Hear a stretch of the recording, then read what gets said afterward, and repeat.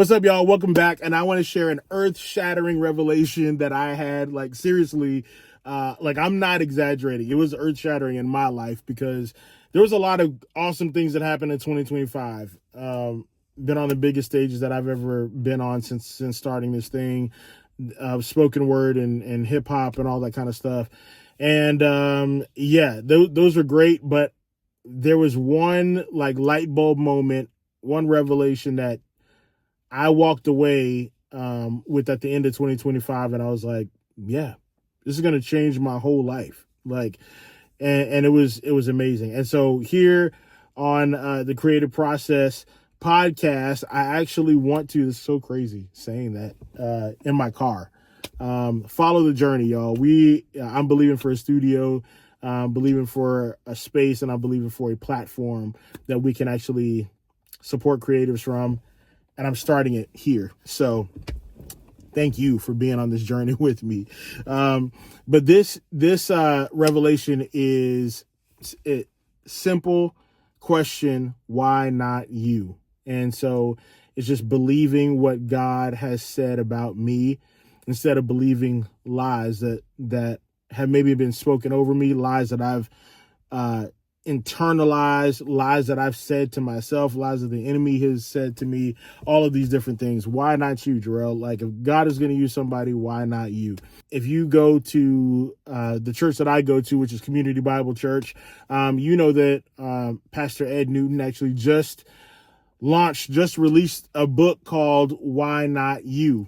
Before it was a book, it was a series, and the Lord is just really working that in my heart, like to believe in the gift that he's given me, to believe in myself and to believe in his work on the inside of me, just to believe in all of that. And so somewhere along the way, I stopped and I thought it was for everybody else but me. Backstory: my wife and I, we started this community called the Rise Movement. It's a nonprofit organization. And I'm going to share with you some points in my journey where it really wounded like my hope and my belief in what God was doing on the inside of me, right? And so I worked at a church, and I was an elder. I was overseeing the music and arts and children's ministry and youth ministry and all that kind of stuff. And I was the elder at the church. Simultaneously, I was also like doing music, and I was touring, and I was doing all that kind of stuff.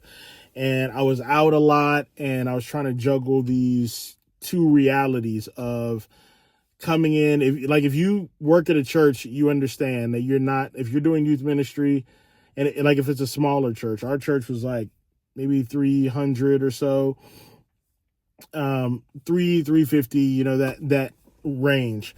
And so for me, if you work at a church, you know that you were doing, I was doing like sweeping and mopping floors and doing all that kind of stuff while making music and then touring. So I have these realities of like living in this space where I knew God wanted me to be in, and then in this other space where like I knew God had called me and he had assigned me to, but I just didn't feel as alive as when I was like out ministering to people and on stage and meeting people and praying for people and all that stuff after the concerts and like all of that kind of stuff. That for me was like my sweet spot. And this other place was like, I knew God wanted me to be there, but I wasn't like using my gifts and my talents. Like I didn't feel like I was like being used to my full capacity, and I wasn't able to bring my whole self in there. And I think some of that is because I can compartmentalize things really quick. And then there were some actual limitations, right? Doing hip hop and doing spoken word and all that kind of stuff. And so, before I left, the church, I had just finished a tour called Between Dreams and Reality. And so, and that album was talking specifically about that, about like, this is my dream, this is my reality, this is like where I feel like I'm caught in the middle sometimes. I feel like I'm ping-ponging. And so I crowdfunded the money to do the album and the tour. And it was like almost $14,000 like that I crowdfunded. It was in a weird time because there were some people in my life, people that I knew that were also doing GoFundMes for like what I felt like were serious things. Like, yeah, somebody died and we don't have the money for the funeral and all that kind of stuff. And there was like several of those things going on.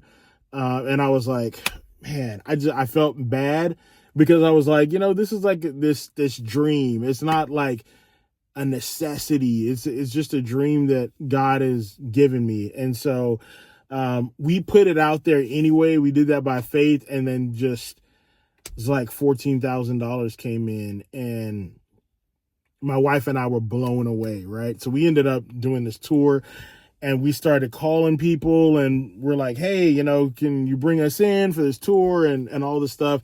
And little guy from San Antonio, Texas, pulls off a 20-stop tour, 6 different cities.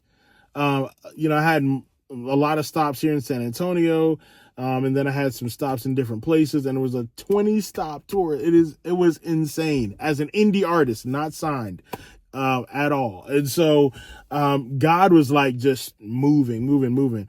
But I was like really like at the end of that, I was really tired, and because it was just me and my wife. Like me and my wife were doing all the booking, all of the, all of the booking, the tour routes, all the calling, all that kind of stuff. And I'm still trying to, I brought 2 people with me on that tour. I brought a DJ and then another guy. Actually, my friend, Aaron Esquivel, Aaron, brought him on that tour. And it was wild. So having to be the tour manager, the promoter, all of that kind of stuff, it took a lot out of me and my wife. And so we were tired, but there was like out of that, momentum started happening. And so people were just like some industry people were like, hey, who is this guy? To tell you the truth, I'm not even sure that they actually like my music. I think they were just like, how are you moving? Like, how is this happening? And it was like totally God, it was God, and it was hustle, and it was hard work, but we were tired. And so we went to this conference. My wife and I went to this conference, and we were scheduled to meet with a guy who was a record label owner. And he was just like, hey, I want to meet with you, blah, blah, blah. And I was like, man, this would be like, my wife and I, we started thinking, we're like, okay, this would be amazing because we are so tired. And if we can get a record label to like help us with all of the technical stuff while we can just create and just do what we do, like that would be amazing, right? So we got to the conference, met with the guy, and we were thinking like, okay, he's gonna ask us about, potentially like signing to the label. And nobody in the Christian like industry really knew, at least I thought at the time. I found out later that my name had gotten around, and it was all good things, but like I didn't know that my name was being spoken of in other rooms that I wasn't in. I had no idea about that. And so but I was like, man, if this thing works, like this, it's going to be great. And nobody really knows who I am. So it just would seem like the favor of the Lord, which I was like 100% okay with. And I was like, let's do this.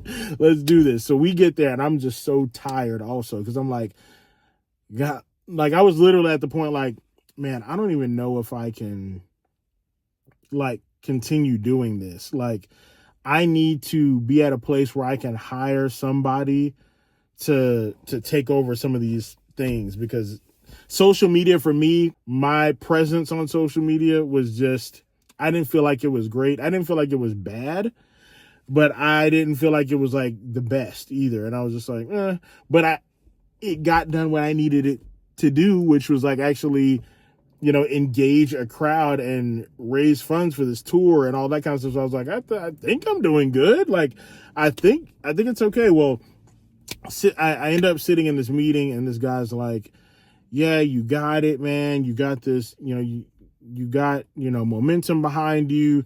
Keep pressing, all this kind of stuff. And he was like, yeah, the only thing that you're like really missing is your social media. Like your social media is bad. And I was like, yeah. He's like, no, like it's really bad. Like your social media is bad. And I was like, wait a minute. And so this is like coming from like a professional, a professional. And so I'm like, oh God. And I think right there, like that actually did something to me. And I was like, man, a professional's telling me that my social media is not good at all. I was like, man, my social media is bad. And so I'm already tired, right? And I'm like, okay, now I got to do another thing of like, okay, now social media and all this stuff. And so the time came where I was like, hey, he never brought up the whole signing thing. And I was like, hey, what do you think about like signing? I mean, here's where we are. You see the momentum, you see everything else. He's like, nah. He's like, man, I think I would have to like, I'd have to think about that because there's a whole lot of other people who want to be on our label and all of that. So for you to be on there, it would need to seem like it would make sense. Like, and your social media, he just kept on going back to that. And I'm like, I walked away feeling like I had everything except for my social media presence, and my social media presence was bad. And I couldn't be signed because of the social media thing. And I was like, great. Okay.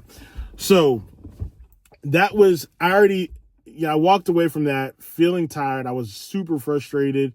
And I felt, even with all of the favor that God had put on me, because that same guy, the same guy afterwards was like, hey, let me know how I can get artists on your tour. And I was like, wait, what? Like, I was like, you don't want to sign, but you want to get your artists on my tour. Like how, in what world does that make sense? Thinking about it, like I felt dehumanized in a little bit, in a little way. I was like, okay, well, I'm not good enough because of my social media presence. I'm not good enough to make it look like it makes sense to be on the label. But at the same time, like you're trying to get your artist onto my tour, and that's hard. Like that's hard work, especially if there's no like there's no prior relationship. Like the guy he was talking about, he seemed like a cool guy, but I don't really know him like that. I was like, bro, like, and so I just kind of felt defeated and felt like people were looking at me as like a lick. They were looking at me as like, hey man, we can use him, and we can get him, and we can use his influence to get in front of other people and all that, but we're not really willing to, you get what I'm saying. So there was that situation. I come back to the church, and I'm just like, I'm tired, y'all. Like I am tired. That tour took a lot out of us. And then even after that tour, I kept on traveling, right? So then I started touring with different artists. I toured with my guy Eddie James. I was with him for a little bit. Toured with Brian T for a little bit, for a few months, and then my own concerts were still popping. You know what I'm saying? So like it got to a point where I was out like 100 days, close to 100 days out of the year, and just touring as an indie artist. And then I decided to start the Rise movement, and that'll be a whole different video of that process. But I started the Rise movement with my wife. We decided, okay, God God is clearly, he's got his hands on this. We're going to jump out. We're going to do it. I jump out and I'm like, okay, God, it's you. It's you and us. Like, we got this. And a few months into jumping into that, like, it was insane. It was so bad. Like, God, there were some great concerts that we had, like in July of, I think it was 2018 when I actually left. And so 2018, y'all, amazing concerts were happening.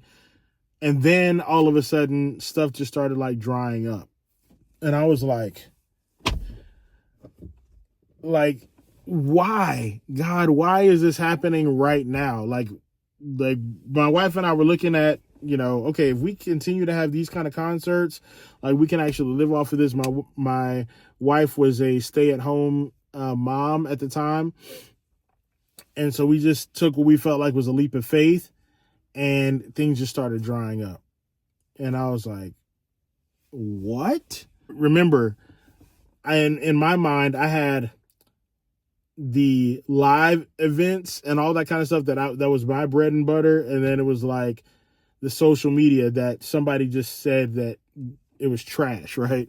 So I felt like there was this live presence and then this digital presence. And then so the digital presence was trash, and then the live stuff started drying up. And I was like, man, God might be done. Like, I might just need to go ahead and get a job and do what normal people do, because my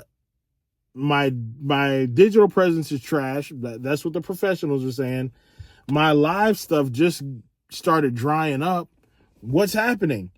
And so that was so hard. And so for me, I think I internalized that, and I was like, this is it.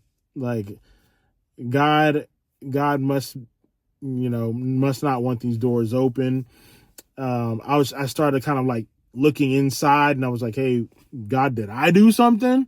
Like, what's happening right now? And so there was that. And then it was kind of like a stint of that. And then I started getting these spoken word gigs and stuff like that. And God began to restore my hope and all of that. But I was still kind of at this level of just like, I'm not anything special. I'm just here, and I internalized that, and I internalized that for a long, long, long time. And even when God would do good things in my life, I would just show up, but not believe that I was supposed to live there, that I was actually supposed to be there and live in that space. I was just like, oh, this is a cool opportunity. I'm just going to take it and then just kind of go back to what I was doing before. My wife ended up going to work while I was trying to work on, music and all this kind of stuff. And then we had our third child, and it was just so hard. It was kind of damaging to me and my hope and what I thought God had called me to do. Cause I was like, man, I know God called me to do music, but at this point I'm just like, I don't even know anymore. And I carried that for years and years. And anytime there would be an opportunity and then the opportunity fall through, I'd be disappointed, but I'd also be kind of like, well, that's just this season too. That's just what it is. And I wasn't fully convinced that God was really like, yeah, I've called you to do this, because things weren't lining up. Just this year, God began to give opportunities that I knew were just him. Like, there was no other way.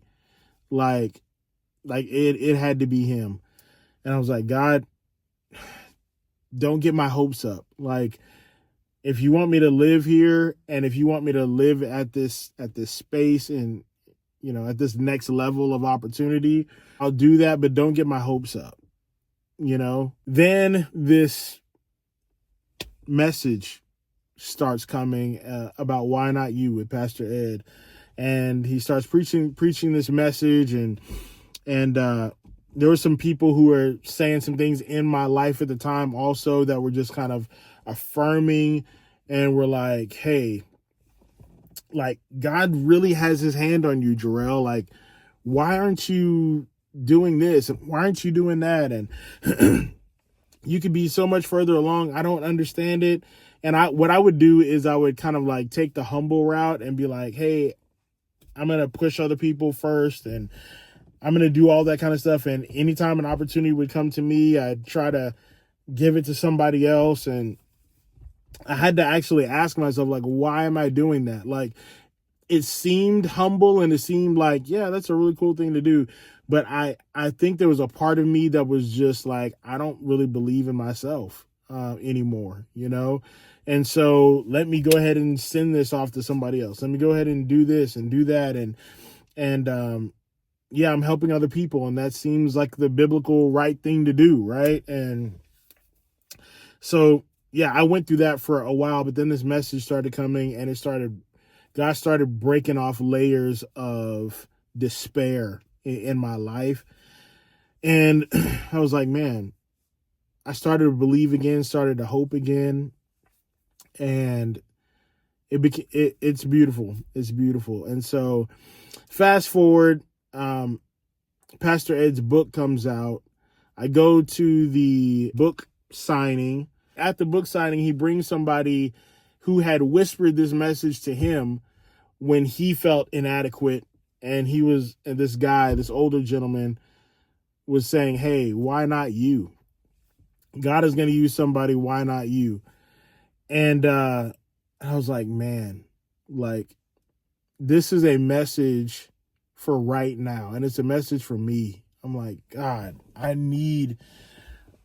God, help me to hope again. Help me to believe again, you know? And so that's what I've been on, y'all. I've been on this whole, like, why not you thing. And I even talked to my pastor about it. And he was like, yeah, you know, I'm glad that you're telling me this, because I've always seen like greatness on the inside of you. And it was always like baffling to me, like why you don't just go for it. And I had to tell myself, like, and him, like, I think I just stopped believing. Like, I stopped believing in myself. I stopped believing in what God can do through me. But God was so kind in 2025 to just put me in spaces that I knew I didn't work for or anything like that. It was just him giving me breadcrumbs and being like, hey, like, this is for you. And not just one time, but like multiple times. Like, hey, this is for you. And not only is that atmosphere for you, that level of opportunity for you, but like, Jarrell, I'm for you. And that was huge for me. And so I'm trying to pass that on to other people as well. I'm like, yo, God is definitely going to use somebody. Why not you? And so I've got a song coming out inspired by Pastor Ed Newton, inspired by his book, inspired by the message. And yeah, I'm praying that it encourages other people like the message encouraged me, y'all, because there is a grace right now, especially if you're creative, and especially if if you're called to media, there's a grace for that right now. I think of like people like The Chosen and Wonder Project and Angel Studios and all of these people that are going for it, and they're going full throttle with media. There's just a hunger for goodness, truth, goodness, and beauty. And so, look, God is going to use somebody, right? He's going to use somebody who's willing and available. And, you know, how far that goes is not up to us. I've known that from the beginning. Like, how far it goes is not up to us, but the obedience is up to us. And we have to just make sure that we're actually obeying Jesus. And so, yeah, man, I really hope that encourages you as you're processing like your creative process and your creative journey. Why not you? Believe again.